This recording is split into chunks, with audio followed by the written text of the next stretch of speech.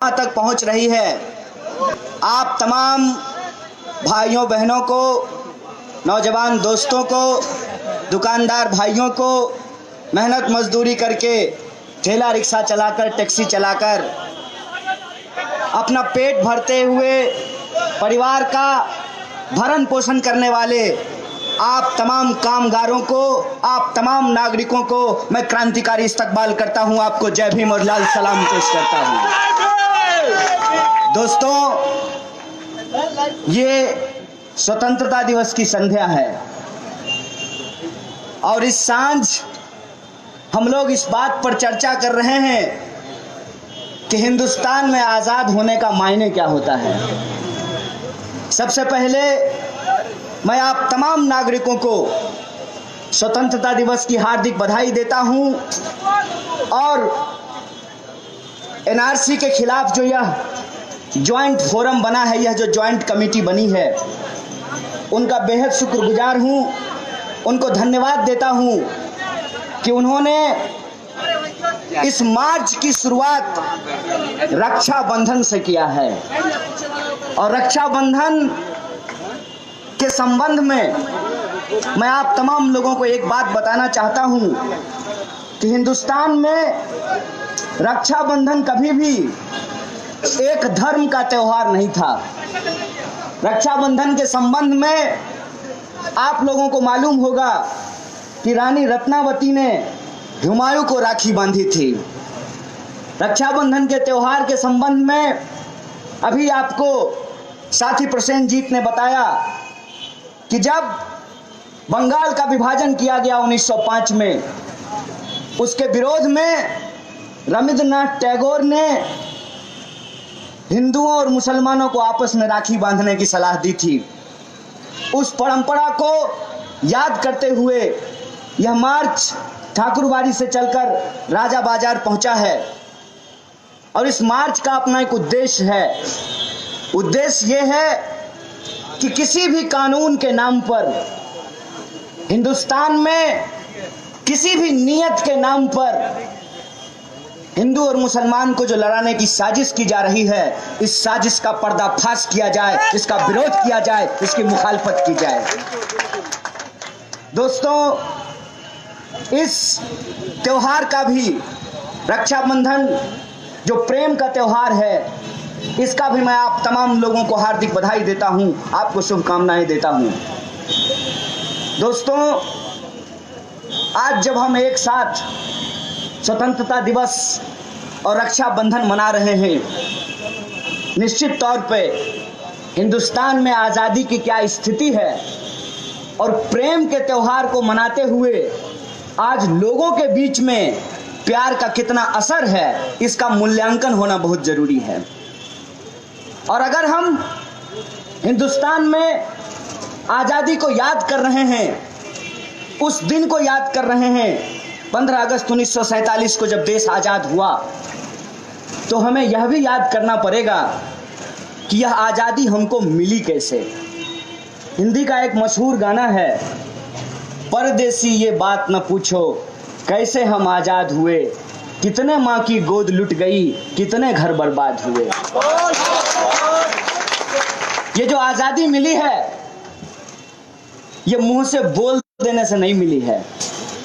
ये आज़ादी सिर्फ फेसबुक का प्रोफाइल पिक बदल देने से नहीं मिली है। बिल्कुल। ये आज़ादी हाथ में तिरंगा लेकर एक बाइक पे ट्रिपलिंग करके बिना हेलमेट के सिग्नल तोड़ने से नहीं मिली है। ये आज़ादी लोगों ने अपने कैरियर को दांव पर लगाया। भगत सिंह के बारे में आप लोग जानते होंगे। भगत सिंह, जिनको शहीद आजम कहा जाता है, जब वो कॉलेज में पढ़ते थे तो अपने क्लास के सबसे बेहतरीन स्टूडेंट थे। अगर वो चाहते तो वो भी पढ़ाई खत्म करके बहुत अच्छी नौकरी ले सकते थे, टाई लगा करके, हैंडसम बन करके, अंग्रेजों को गुड मॉर्निंग गुड इवनिंग कह करके बहुत पैसा कमा सकते थे। लेकिन उन्होंने कहा, जिस देश की जनता गुलाम हो, उस देश के नौजवानों को अपने कैरियर की चिंता नहीं करनी चाहिए, उनको देश की चिंता करनी चाहिए। ये देश है खुदीराम बोस का जिस उम्र में खेलना अच्छा लगता है, जिस उम्र में मोहब्बत करना अच्छा लगता है, जिस उम्र में सिनेमा देखना अच्छा लगता है, उस उम्र में खुदीराम बोस बम बना रहे थे और अंग्रेजों के ऊपर बम फेंकने के चलते उनको फांसी के फंदे पे झूलना पड़ा था। यह देश है जिस देश की कुर्बानी में हर जाति और धर्म के लोगों ने अपना जीवन न्यौछावर कर दिया था। यह आजादी खैरात में नहीं मिली है, यह आजादी बड़े मेहनत से मिली है। और आज जब हम उस आजादी को याद कर रहे हैं तो सबसे पहले हमको यह समझने की जरूरत है कि हम गुलाम कैसे हुए थे, अंग्रेजों का शासन कैसे स्थापित हुआ था। और जब आप उस दौर को याद करेंगे तब आपको अपने आप पता चल जाएगा कि आज ये सरकार हमारे साथ इस तरह की साजिश क्यों रच रही है।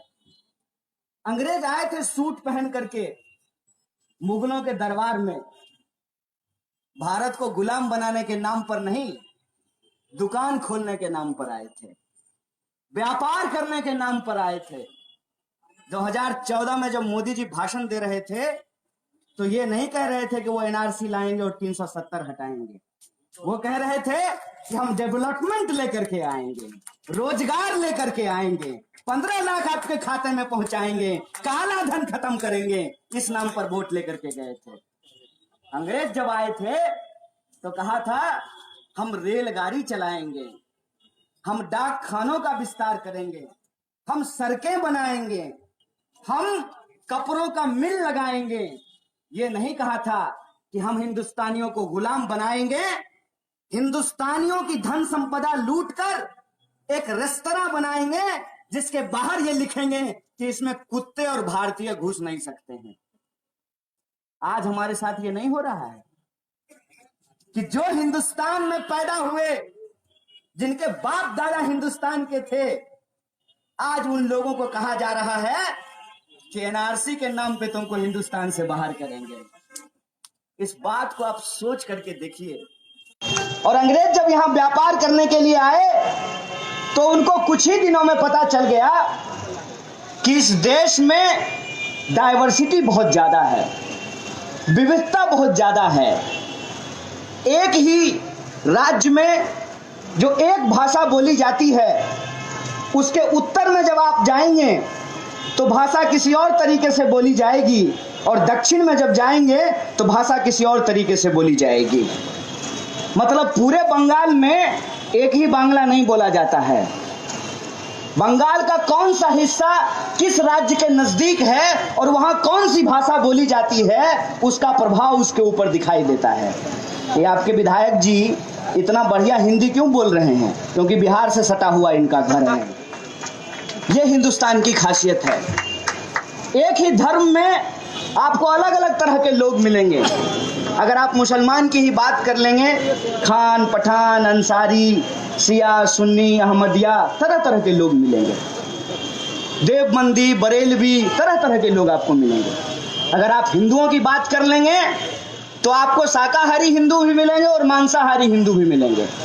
आपको राम को मानने वाले हिंदू भी मिलेंगे, आपको शिव को मानने वाले हिंदू भी मिलेंगे। आपको वो हिंदू भी मिलेंगे जो जलाते नहीं दफनाते हैं। और ये मैं मजेदार बात आपको बोल रहा हूं। अब जब आप कर्नाटक जाएं तो कर्नाटक में एक समुदाय है जिसका नाम है लिंगायत। हम लोग कहते हैं कि वो हिंदू हैं, वो कहते हैं कि हम पूरी तरह से हिंदू नहीं हैं।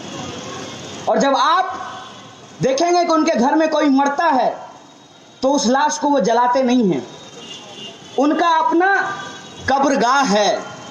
और मैं ये बात बोल रहा हूं, ध्यान से इस बात को सुनिएगा। वो जब उनके घर में कोई मरते हैं लिंगायत समुदाय के लोग, तो उसको कब्रगाह में ले जाते हैं, उसको दफन करते हैं। और जो दफन करने के बाद या तो गरीब लोग हैं तो मिट्टी से एक टीला बना देते हैं, अगर अमीर लोग हैं तो मार्बल मंगा करके उसके ऊपर लगा देते हैं। उस टीले के ऊपर भगवान शिव की शिवलिंग रख दी जाती है। यह परंपरा भी हिंदुस्तान की परंपरा है। जब अंग्रेजों ने देखा कि यह देश इतना विविध है तो इस देश पर राज कैसे किया जाए, इस देश पे शासन कैसे किया जाए, तो अंग्रेजों ने एक तरकीब निकाली, जिस तरकीब का नाम है डिवाइड एंड रूल। फूट डालो राज करो। और यह जो फूट डालो राज करो की परंपरा है, अंग्रेजों से अगर ईमानदारी से कोई सीखा है तो वो भाजपा है, वो ये संघ परिवार के लोग हैं। अब आप पूछिए कि ये फूट डालो राज करो की नीति इतना बढ़िया ये सीख कैसे लिए, क्योंकि पढ़ने लिखने में भारी कमजोर होते हैं। मोदी जी अपना सर्टिफिकेट आज तक नहीं दिखाए हैं। तो एक बात बताइए, आपके घर में यदि तोता हो तो तोता को अगर बार बार बोलिएगा मिट्ठू बोलो राम, तो तोता भी बोलेगा मिट्ठू बोलो राम। तोता मिट्ठू बोलने लगता है। ये आजादी के आंदोलन में नहीं थे, ये अंग्रेजों के साथ बैठ करके चाय पे चर्चा कर रहे थे, इसीलिए फूट डालो राज करो की नीति को बहुत अच्छे तरीके से सीख लिए हैं। और इसका एक उदाहरण मैं आपको बताता हूं। बहुत आसानी से जब हम लोग आपस में लड़ रहे थे, उसका फायदा उठा करके अंग्रेजों ने इस देश पर 200 साल तक राज किया। और अंग्रेज जब जाने लगे तो कहा कि कुछ ऐसा करके जाते हैं कि 15 अगस्त को जब ये लोग आज़ादी का जश्न मनाएं तो हमको याद नहीं करें, एक दूसरे को गाली देते रहें। एक बात सोच करके हमको बताइए, 14 अगस्त को पाकिस्तान को आज़ादी ब्रिटेन से मिली, 15 अगस्त को हिंदुस्तान को आज़ादी ब्रिटेन से मिली, लेकिन 14 अगस्त को आप पाकिस्तानी चैनल खोल करके देखिए तो वो हिंदुस्तान को गाली दे रहे हैं, और 15 अगस्त को हिंदुस्तानी चैनल खोल करके देखिए तो वो पाकिस्तान को गाली दे रहे हैं। आज़ाद हुए ब्रिटेन से, लड़े थे अंग्रेजों के खिलाफ, और गाली एक दूसरे को क्यों निकाल रहे हैं? क्योंकि अंग्रेजों ने कहा कि हम तो जा रहे हैं लेकिन फूट डालो का बीज छोड़ करके जा रहे हैं। आप सोच करके हमको इस बात को बताइए कि जो बात 1947 में कही जा रही थी पार्टीशन के वक्त, क्या आज उन्हीं बातों को नहीं दोहराया जा रहा है? और किसके नाम पे दोहराया जा रहा है? धर्म के नाम पे दोहराया जा रहा है। एक बात सोच करके हमको बताइए, जिन्ना साहब कभी मस्जिद नहीं गए थे, अचानक से उनको इस्लाम की याद क्यों आ गई थी? सोचे हैं इस बात पे कभी? और हिंदू महासभा का नेता सावरकर कभी मंदिर नहीं गया था, अचानक से उसको हिंदुओं की कैसे याद आ गई थी? अपने दिल पे हाथ रख करके एक बात हमको बताइए, अगर कोई सच्चा धार्मिक व्यक्ति है, चाहे वो मंदिर जाता हो या मस्जिद जाता हो, चाहे वो गुरुद्वारा जाता हो या चर्च जाता हो, एक सच्चा धार्मिक व्यक्ति कभी भी इस बात से खुश नहीं हो सकता कि उसके धर्म के नाम पर, उसके भगवान के नाम पर लोगों का खून बहाया जाए। इस बात को आप महसूस करना शुरू कीजिए। धार्मिक होने का मतलब सांप्रदायिक होना नहीं होता है। यह जो कांवरिये कांवर लेकर के जल उठा करके जा रहे हैं, ये सांप्रदायिक लोग नहीं हैं, ये धार्मिक लोग हैं। और कई बार धर्म तो हम लोग फैशन में भी करने लगते हैं ना, आनंद में भी करने लगते हैं, देखा देखी में भी करने लगते हैं। बाबूजी अगर 5 वक्त के नमाजी हैं तो बेटा अगर उनको फॉलो करता है तो वह भी 5 वक्त का नमाजी बन जाता है। बाबूजी अगर रिलीजियस हैं, माँ अगर रिलीजियस है तो बच्चा भी धीरे धीरे रिलीजियस बन जाता है। हमारा देश एक रिलीजियस देश है, और रिलीजन को अपनाने के लिए किसी पाठशाला में जाने की जरूरत नहीं है। आप परिवार में ही रिलीजन को अपने आप अपना लेते हैं। हमारा जो एक एक त्योहार है, उस त्योहार में हमको हमारा रिलीजन पता चलता है, हमारे नाम से हमारा रिलीजन पता चलता है, हमारे रिचुअल से हमारा रिलीजन हमको पता चलता है। रिलीजियस होने में कोई बुराई नहीं है, लेकिन रिलीजन के नाम पे खून खराबा करने में बुराई है। ये रिलीजन के भी खिलाफ है और ये इंसानियत और मानवता के भी खिलाफ है। इस बात को हमको समझना चाहिए। और एक बात और मैं आपको बताता हूं, डरने की बिल्कुल भी जरूरत नहीं है, बिल्कुल भी मत घबराइए। मैं किसी भी जलसे में जाकर, किसी भी मंच पे जाकर हिंदुस्तान की आवाम को डराता नहीं हूँ। इसलिए नहीं डराता हूँ क्योंकि हमको पता है कि ये सिर्फ शोरगुल है, ये सिर्फ हवाबाजी है, इससे होना कुछ नहीं है। ये बात मेरी मान लीजिए आप। हिंदुस्तान में इस तरह की कोई चीज नहीं चलने वाली है जो एक्सट्रीमिज्म पे आधारित हो, जो अतिवाद पे आधारित हो। इस बात को आप जान लीजिए। जब मुगल आए थे हिंदुस्तान तो उनको भी ये बात समझ में आ गई थी कि तलवार के नोक के दम पर तो इस देश को राज नहीं कर सकते हैं।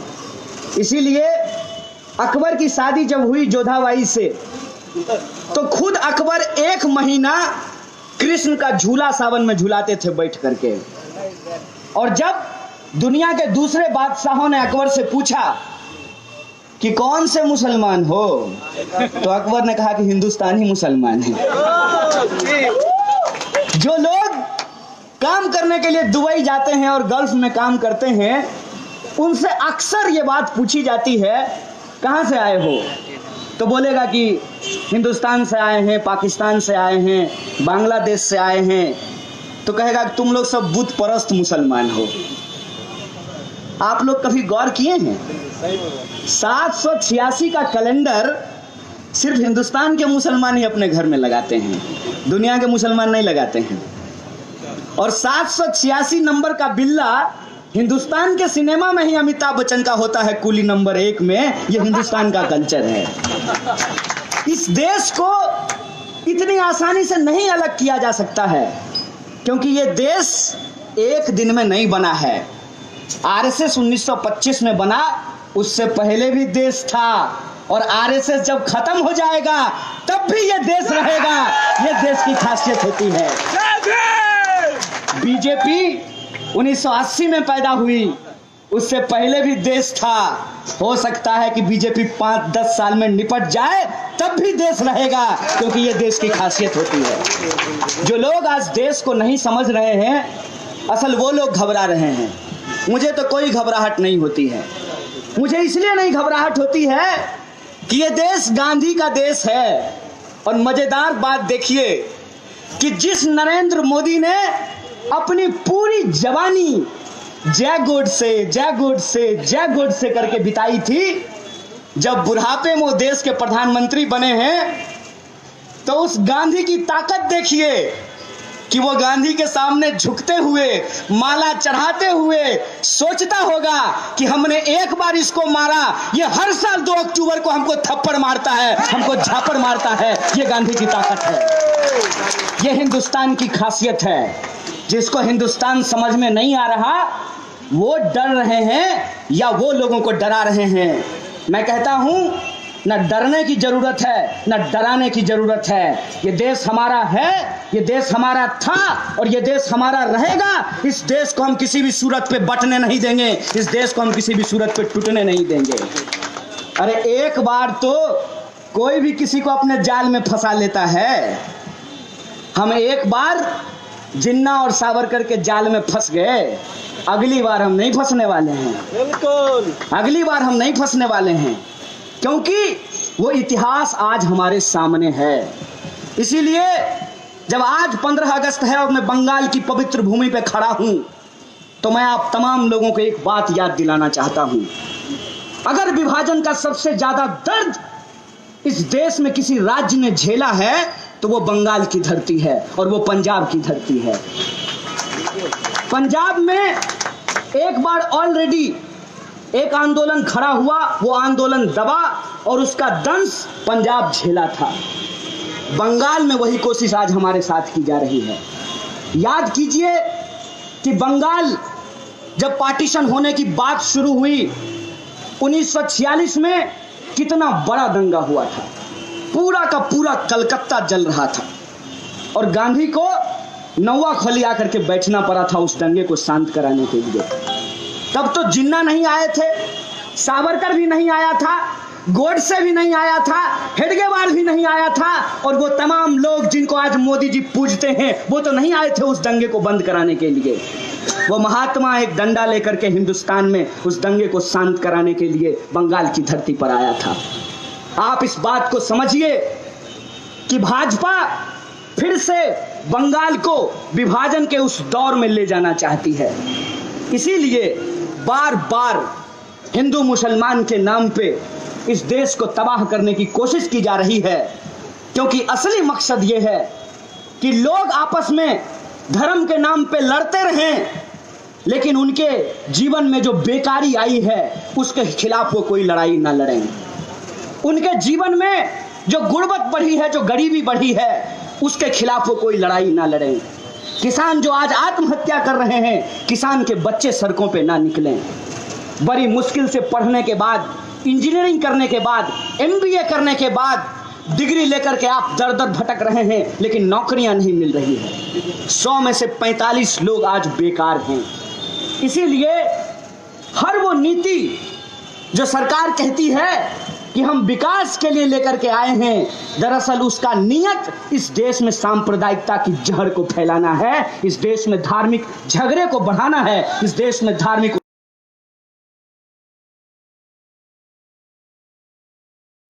तो नीति चाहे कुछ भी लाई जाए और प्रधानमंत्री के द्वारा यह दावा किया जाए कि यह विकास के लिए लाया जा रहा है, लेकिन उसका नियत विकास और न्याय नहीं, समाज में नफरत और उन्माद को फैलाना है। लेकिन सवाल यह है कि आप इन नीतियों का विरोध कैसे करेंगे। जैसे 3 तलाक का जब बिल लाया गया तो सरकार ने कहा कि हम मुस्लिम महिलाओं को न्याय दिलाना चाहते हैं।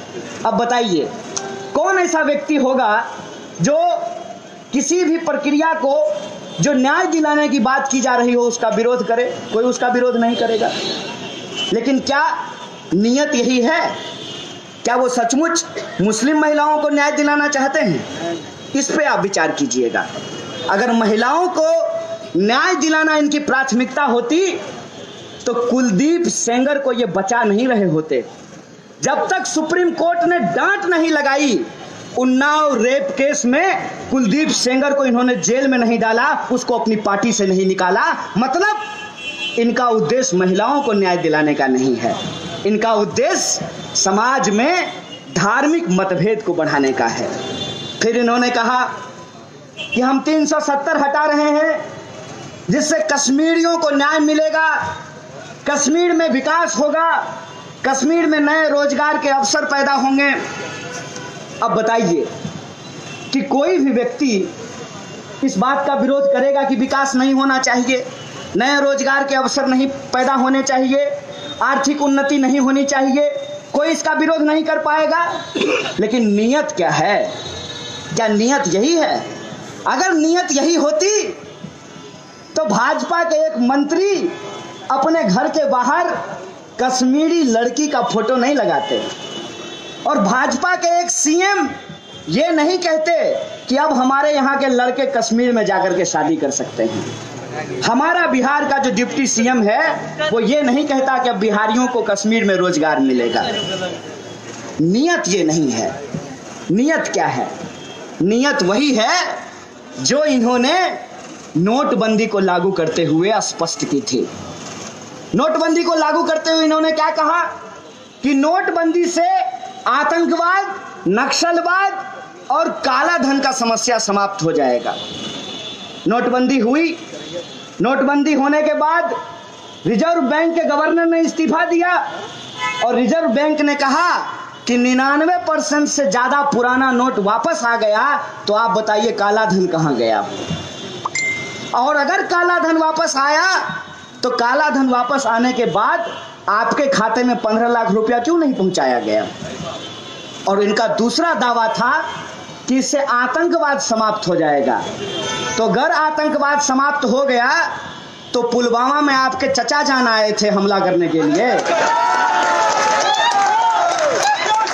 कौन किया था उन्होंने? उसके बाद जीएसटी लाई गई। जीएसटी लाने के बाद इन्होंने कहा कि टैक्स चोरी बंद हो जाएगी, और अभी सरकार ने कहा कि जो सीएसआर की चोरी करेगा, कॉर्पोरेट सोशल रिस्पॉन्सिबिलिटी नाम का एक टैक्स होता है, जो कॉरपोरेट घरानों के ऊपर लगाया जाता है। अगर CSR की चोरी करता हुआ जो पकड़ा जाएगा उसको जेल में डाला जाएगा। तो मैडम जी, वित्त मंत्री जी, आपने कहा था कि GST लागू करने के बाद टैक्स का चोरी बंद हो जाएगा, तो टैक्स का चोरी अभी भी कैसे हो रहा है, इस सवाल का जवाब आप उनको दे दीजिए। मतलब GST का उद्देश्य टैक्स की चोरी रोकना नहीं था। GST का उद्देश्य यह था कि इस देश में लाखों करोड़ों लोग जो छोटे छोटे व्यवसाय से जुड़े हुए हैं, जो कांटी बनाते हैं, नट बनाते हैं, प्लास्टिक का खिलौना बनाते हैं, छोटा छोटा व्यवसाय करते हैं, छोटी छोटी फैक्ट्री चलाते हैं, जहां 10, 15, 20, 25, 50 मजदूर काम करते हैं, जो छोटे छोटे कपड़ों के उद्योग हैं, जो छोटे छोटे टूल्स बनाने के उद्योग हैं, जो छोटे छोटे घर के जरूरी काम में आने वाले चीजों का उत्पादन करने वाले जो उद्योग हैं, उन उद्योगों को तबाह कर दिया जाए और ये सारा पैसा लूट करके अंबानी और अदानी के खाते में पहुंचा दिया जाए, ये GST का उद्देश्य था। और आप बताइए कि GST आने के बाद जो छोटे व्यवसाय करने वाले जो कलकत्ता के व्यवसायी हैं, उनको पता चला होगा कि उनके रोजगार पे इसका कितना बुरा असर पड़ा। नोटबंदी का उद्देश्य यह था कि आपके पॉकेट से पैसा निकाल करके बैंकों में जमा कर दिया जाए। इसीलिए जब पहली बार आए थे तो कहा कि जनधन का खाता खुलवा लीजिए। लोग धड़ाधड़ जनधन का खाता खुलवा लिए। लगा इसी खाते में 15 लाख रुपया आने वाला है। और जनधन का खाता खुलवाने के नाम पर 500-500 रुपया लोगों से जमा करा लिया और अपने दोस्त नीरव मोदी को कर्जा दे करके उसको फ्लाइट पकड़ करके विदेश पहुंचा दिया। ये नोटबंदी का उद्देश्य था। ये नोटबंदी का उद्देश्य था कि जो आपका कैश है वो आपसे ले लिया जाए कैशलेस इकोनॉमी के नाम पर। और जब गरीब लोग खाता खुलवाने के बाद मिनिमम बैलेंस मेंटेन नहीं कर पा रहे थे तो कहा कि मिनिमम बैलेंस मेंटेन नहीं कीजिएगा तो फाइन देना पड़ेगा। तो हम बोले थे कि हमारा खाता खोल दो, हम बोले थे कि हमारा खाता खोलो। सरकार ने बोला कि खाता खुलवाओ, हम खाता खुलवाए और अगर मिनिमम बैलेंस हम नहीं रख पा रहे हैं तो सरकार से फाइन लो, हम फाइन नहीं देने वाले हैं। यह बात हमको बोलना चाहिए ना। और कौन मिनिमम बैलेंस मेंटेन नहीं करता है? बेरोजगार, स्टूडेंट, गरीब, रिक्शा चलाने वाला, ठेला चलाने वाला, महिला। अरे पति के पॉकेट से निकाल करके 100-100 रुपया का जो सेविंग करती है वही अपना मिनिमम बैलेंस नहीं मेंटेन कर पाती है ना। उससे ये हर साल करोड़ों रुपया फाइन से वसूल रहे हैं और वह जो फाइन का पैसा है वो माल्या और नीरव मोदी के ऊपर लुटा रहे हैं। ये है बैंकिंग सिस्टम। तो नोटबंदी का उद्देश्य पता चला। ये जो तमाम नीतियां लाई जा रही है, नीति के बारे में जो सरकार कहती है और उसका जो असली नियत है उसमें जमीन आसमान का फर्क है। सरकार कहती है सबका साथ, सबका विकास, सबका विश्वास, और रियलिटी में लागू क्या होता है? अंबानी अदानी का साथ, अंबानी अदानी का विकास, अंबानी अदानी का विश्वास। क्यों? क्योंकि उसके अलावे इस देश की किसी भी जनता को कोई लाभ होता हुआ नहीं नजर आ रहा है। जनता रोज बरोज किसी ना किसी समस्या से जूझ रही है। बाल बच्चा को पेट काट करके इंजीनियर बनाया है। इंजीनियर बनने के बाद बेटा कॉल करता है, video call, my mummy job नहीं है, थोड़ा और पैसा भेज देती तो MBA कर लेते हैं। माँ बाप कर्जा लेकर के पहले इंजीनियरिंग करवाएं, फिर कर्जा लेकर के उसको MBA करवाएं और MBA करने के बाद कहेगा कि मम्मी अभी भी जॉब नहीं है। तो क्या करें? तो चलो घर घर घूम घूम करके एक्वागार्ड बेचते हैं।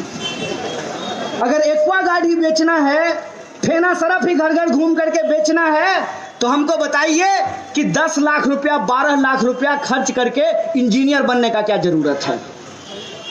15 लाख 20 लाख रुपया खर्च करके MBA करने का क्या जरूरत है? लाखों रुपया खर्च करके नर्स का ट्रेनिंग करने का क्या जरूरत है? लाखों रुपया खर्च करके B.Ed का ट्रेनिंग करने का क्या जरूरत है? समझ में ही नहीं आ रहा है। पहले लोग PhD करता है, उसके बाद B.Ed करने के लिए जाता है, पहले B.Tech करता है, उसके बाद B.Ed करने के लिए जाता है। तो क्या चल रहा है देश में? कोई अगर इंजीनियरिंग किया है तो उसको B.Ed करने की क्या जरूरत है? कोई अगर पीएचडी किया है तो उसको बीएड करने का क्या जरूरत है? क्योंकि लगता यह है कि पीएचडी करने से तो जॉब मिल नहीं रहा है, बीटेक करने से तो जॉब मिल नहीं रहा है, एमबीए करने से तो जॉब मिल नहीं रहा है, तो ऐसा करते हैं बीएड का ट्रेनिंग ले लेते हैं, कम से कम स्कूल में मास्टर बनने का नौकरी मिल जाएगा। और सरकारी स्कूलों में विद्यार्थी नहीं पहुंच रहे हैं। 40% लोग जो अपने बच्चों को पढ़ाते हैं वो सरकारी स्कूलों में नहीं पढ़ाते हैं, वो प्राइवेट स्कूल में पढ़ाते हैं। 100 में से 40, आप में से भी बहुत सारे लोगों के बच्चे प्राइवेट स्कूल में पढ़ने के लिए जाते हैं। आप कभी सोचे हैं, आपने कभी विचार किया है इस बात पे? टैक्स देते हैं आप सरकार को, हर चीज जो आप खरीदते हैं उस पे आप टैक्स देते हैं सरकार को। सरकार जो चुन करके आती है वो बिजनेस सबमिट कराती है बिजनेसमैन के लिए, लेकिन इस देश की शिक्षा व्यवस्था कैसे बेहतर होगी इसके लिए सरकार के पास कोई योजना नहीं है। सरकार को हम टैक्स देते हैं किस लिए? कि सरकार हमको बदले में सर्विस दे। क्या सर्विस देगी सरकार? सरकार हमको सुरक्षा देगी, सरकार हमारे लिए फिनांस की व्यवस्था करेगी, करेंसी की व्यवस्था करेगी, और सरकार हमारे लिए जो हमारी बुनियादी जरूरत है उन बुनियादी जरूरतों को ठीक करने का काम करेगी। क्या सरकार इस काम को कर रही है? आप दनादन टैक्स दिए जा रहे हैं।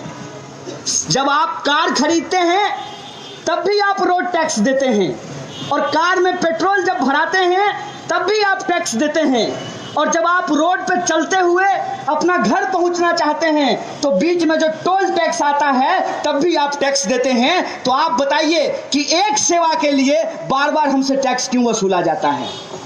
एक सेवा के लिए बार बार हमसे टैक्स इसलिए वसूला जाता है कि इकोनॉमी जिस तरीके से आज नीचे गिर रही है,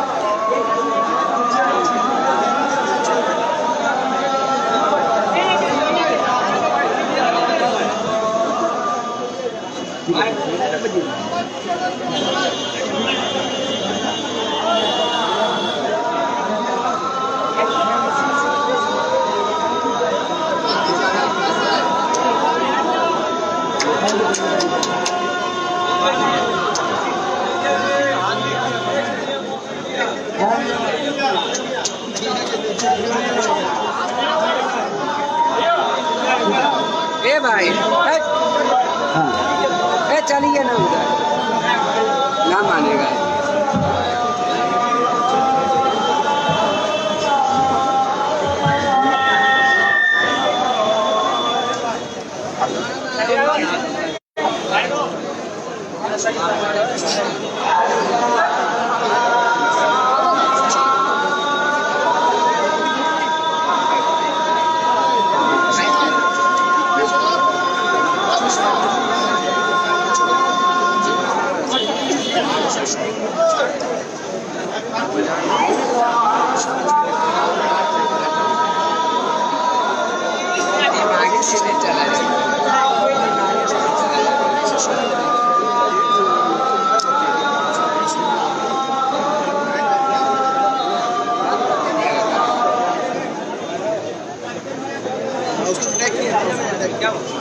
मैं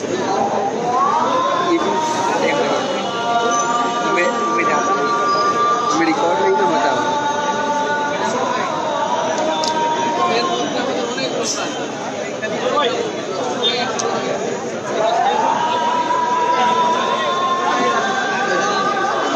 भैया एक फोटो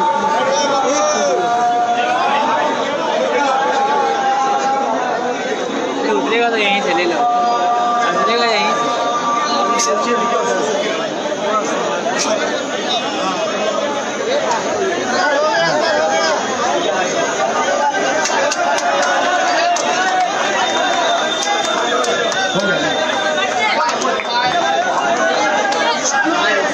हमारा प्रश्न ये है कि एक बार जब हम कार खरीदते हुए रोड टैक्स दे दिए हैं तो दोबारा हमसे टोल टैक्स क्यों लिया जा रहा है?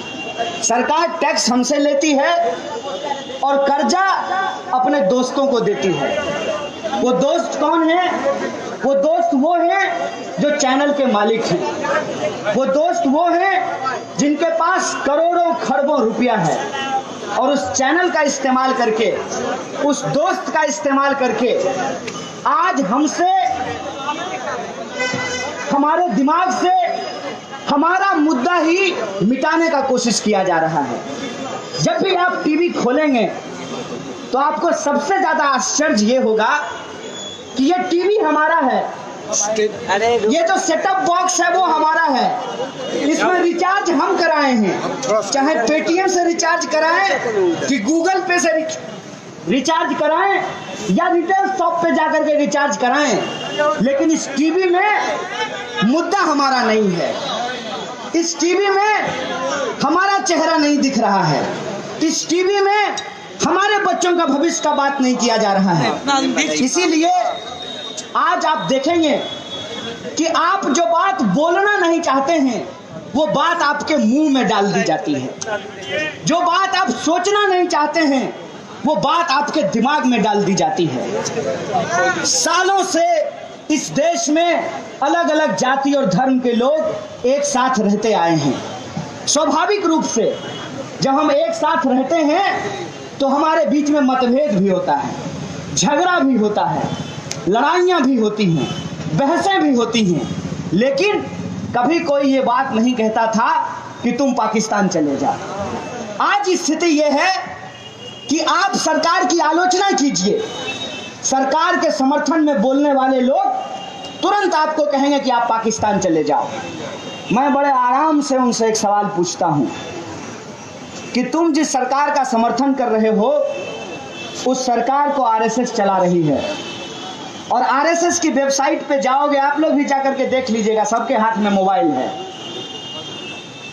वेबसाइट पे जब आप देखेंगे तो उस पर लिखा हुआ है कि हम अखंड भारत का निर्माण करेंगे, आर्यावर्त का निर्माण करेंगे, जिस आर्यावर्त में हिंदुस्तान, पाकिस्तान, बांग्लादेश, अफगानिस्तान सब शामिल होगा।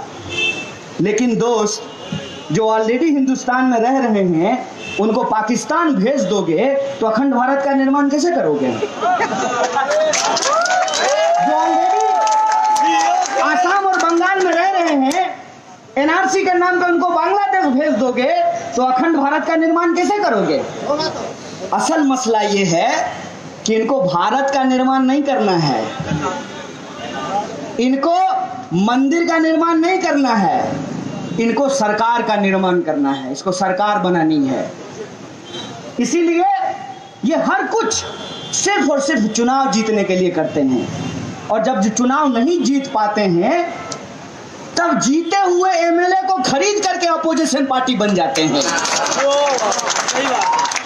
अभी पूर्वोत्तर के राज्य में ऐसा हुआ कि भाजपा के पास एक भी सीट नहीं था सिक्किम में, सारा का सारा विधायक खरीद करके वो सिक्किम का अपोजिशन पार्टी बन गया है। मतलब समझ रहे हैं कि पहले होगा हिंदू मुसलमान, जब हिंदू मुसलमान से भी आपका दिमाग खराब नहीं होगा तब होगा ईवीएम, ईवीएम को भी अगर आप नहीं होने देंगे तब होगा पेटीएम, तब बनेंगे पीएम, और पीएम तब कहेंगे भाइयों बहनों विकास के लिए सब कुछ कर रहे हैं। अरे आप तो 14 से विकास को पैदा करने की कोशिश कर रहे हैं। पहले 3 तलाक पैदा हो गया, अब 370 पैदा हुआ है। विकास कब पैदा होगा? तो विकास के जो ओरिजिनल फादर हैं, अंबानी जी ने कहा कि हम पैदा करेंगे कश्मीर में विकास।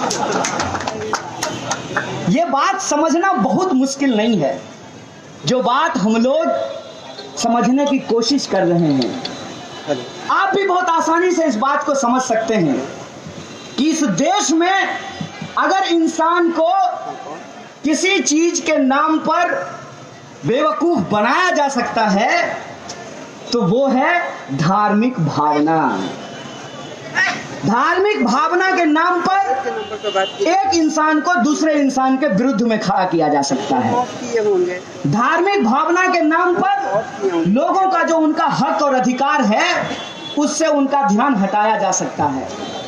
धार्मिक भावना के नाम पर इतिहास के गरे मुर्दों को उखाड़कर वर्तमान में आपको आपस में लड़ाया जा सकता है। अब ये कौन जानता है, आप बताइए कि बाबरी मस्जिद किसने बनवाया? बाबरी मस्जिद किसने बनवाया ये हम नहीं जानते हैं, लेकिन बाबरी मस्जिद किसने तोड़ा ये हम जरूर जानते हैं। सवाल ये है कि अगर मंदिर तोड़ करके मस्जिद बनाई गई थी तो वो गलत था, तो क्या उस गलती का बदला आज आप हमसे लीजिएगा? उसका बदला आज आप हमसे लेना चाहते हैं? ये इतिहास के गरे मुर्दे क्यों उखाड़े जाते हैं? क्योंकि जब आप इतिहास का गरा मुर्दा उखाड़ते हैं तो वर्तमान पर से लोगों का ध्यान अपने आप हट जाता है। वर्तमान में लोग ये विचार करने की जरूरत नहीं महसूस करते हैं कि हम मर रहे हैं भूख से और बचाना चाहते हैं धर्म। संकट है बेरोजगारी का और कहते हैं कि धर्म संकट में है। संकट है कि किसानों को उनके अनाज का दाम नहीं मिल रहा तो आप कहते हैं कि भारतीय संस्कृति खतरे में है। इस साजिश को हम लोगों को समझना पड़ेगा। इसीलिए जब मैं आज बंगाल में खड़ा हूं तो मैं आप तमाम लोगों को याद दिलाना चाहता हूं कि बंगाल वो धरती है जिसने अंग्रेजों को सबक सिखाना शुरू किया था। यहां से आजादी की आंदोलन की बुनियाद रखी गई थी। बंगाल वो धरती है जिसने आजादी के आंदोलन के बाद जब विभाजन हुआ तो सबसे ज्यादा दर्द झेला है। और बंगाल की ये सांस्कृतिक ताकत है कि पाकिस्तान ने ईस्ट बंगाल को अलग कर दिया हिंदुस्तान से धर्म के नाम पर। माउंटबेटन ने नेहरू जी के जमाने में, जिन्ना जी के जमाने में उस ईस्ट बंगाल को इस वेस्ट बंगाल से अलग कर दिया। लेकिन देखिए कि संस्कृति और भाषा का जुड़ाव कितना गहरा होता है कि बांग्लादेश का निर्माण धर्म के नाम पे नहीं भाषा के नाम पे हुआ था। इस बात को आप याद रखिएगा। हमारी जो संस्कृति है वो संस्कृति दरअसल हिंदुस्तानी संस्कृति है। और हिंदुस्तानी संस्कृति की खास बात यह है कि हम अलग अलग होते हुए भी एक हैं। हम अलग अलग धर्म के होते हुए भी एक हैं। हम अलग अलग भाषा बोली बोलते हुए भी एक हैं। हम अलग अलग खान पान और संस्कृति को मानते हुए भी हम एक हैं। और यह जो विविधता में हमारी एकता की ताकत है, इस एकता को जो तोड़ने का प्रयास है, इस प्रयास को हमको विफल करना पड़ेगा। तभी जाकर के यह जो आज़ादी 15 अगस्त 1947 को हमको मिली है हम उसको सुरक्षित रख पाएंगे और भारत को तोड़ने की हर साजिश को हम नाकाम कर पाएंगे। इसीलिए आज़ादी की इस संध्या में स्वतंत्रता आंदोलन के स्वतंत्रता दिवस की याद में हम आप तमाम लोगों से ये कहना चाहते हैं कि आज़ाद होने का मतलब होता है कि जो आज़ादी आपको आपके संविधान ने दिया है उस आज़ादी की रक्षा करना। और उस संविधान ने आपको कहा है कि आज़ाद होने का मतलब होता है आज़ाद ख्यालात को मानना, आज़ाद ख्यालात पे चलना, आज़ाद ख्यालात के रास्ते को आगे बढ़ाना। और आज़ाद ख्यालात के रास्ते पे आगे बढ़ने का मतलब ये होता है कि हम सवाल उन तमाम ताकतों से पूछेंगे जिनको हमने इस देश की गद्दी सौंपी है। हम उनसे ये पूछेंगे उनके तमाम साजिशों और कोशिशों को नाकाम करते हुए कि बताइए विकास कहाँ है, बताइए 2 करोड़ नौकरी कहाँ है, बताइए काला धन का क्या हुआ, बताइए कि हमारे खाते में 15 लाख रुपया क्यों नहीं पहुंचा। ये सवाल हम उनसे पूछेंगे। और आजाद भारत का नागरिक होने का मतलब, देश प्रेमी होने का मतलब सरकार की अंधभक्ति करना नहीं, बल्कि सरकार के आंख में आंख डाल करके सवाल पूछना होता है। और यही सवाल देश की जमहूरियत को जिंदा रखता है, यही सवाल देश के लोकतंत्र को जिंदा रखता है। इसीलिए जब आज आजादी को आप मना रहे हैं, 15 अगस्त को आप याद कर रहे हैं, स्वतंत्रता दिवस के दिन जब आप उस आजादी के तराने को गा रहे हैं, तो हम आपसे यह अपील करना चाहते हैं कि इस आजादी को जिंदा रखने के लिए, इस लोकतांत्रिक परंपरा को बनाए रखने के लिए जो सबसे ज्यादा जरूरी है, वो जरूरी ये है कि अपने हुक्मरानों से, अपनी सरकारों से सवाल पूछा जाए, अपने हक और अधिकार के लिए सड़कों पर निकला जाए, अपनी नागरिकता की रक्षा के लिए तमाम तरीके के धरना, आंदोलन, प्रदर्शनों को किया जाए और इस संविधान की रक्षा करते हुए उस आवाज को, उस लड़ाई को, उस नारे को फिर से दोहराया जाए, जय जवान, जय किसान, जय संविधान। इन्हीं शब्दों के साथ मैं अपनी बात को खत्म करूंगा। शुक्रिया। इनकलाब जिंदाबाद, हमारी एकता जिंदाबाद।